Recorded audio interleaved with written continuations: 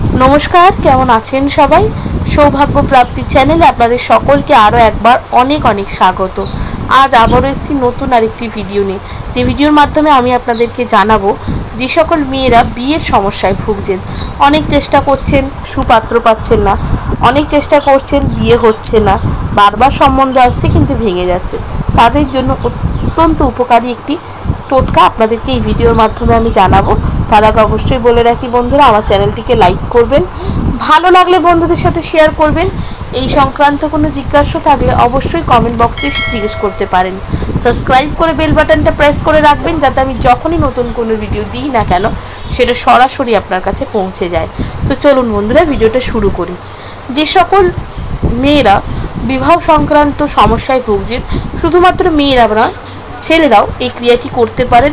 এই ক্রিয়াটি করতে গেলে যেটি করতে হবে সেটি হচ্ছে একটা শুভ দিন পাঁজি দেখে নিতে হবে এবং সেই শুভ দিনে পরিষ্কার পরিচ্ছন্ন নতুন বস্ত্র পরে অশ্বত্থ গাছের পুজো করতে হবে।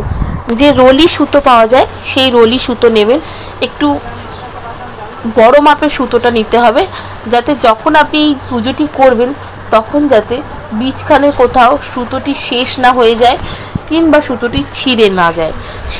সেই জন্যেই যখন সুতোটি কিনবেন একটুখানি বড় মাপের দেখে কিনবেন এবং সেই পুজোটি করার সময় পরিষ্কার পরিচ্ছন্ন কাপড় পরে অশ্বত্থ গাছের কাছে গিয়ে সেখানে রলি সুতো দিয়ে 7টা পাক দেবেন।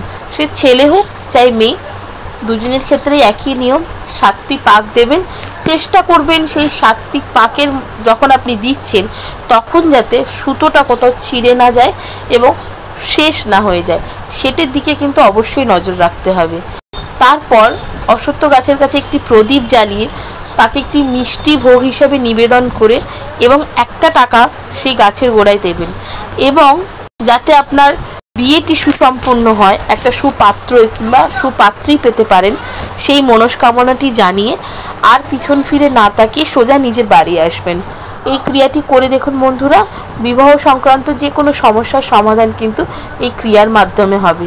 সেক্ষেত্রে একটা ভালো দিন আপনাদেরকে বেছে নিতে হবে, একটু সময় দিয়ে এই পুজোটি করতে হবে। তাড়াহুড়ো করে এই পুজো করলে কিন্তু কোনো ফলই মিলবে না, তাই চেষ্টা করবেন শান্ত মনে ভালোভাবে এই পুজোটি করার। কেমন লাগলো বন্ধুরা আমার এই ভিডিওটা অবশ্যই আমাকে কমেন্ট করে জানাবেন। সুস্থ থাকবেন, ভালো থাকবেন, দেখা হবে নতুন আরেকটি ভিডিওতে।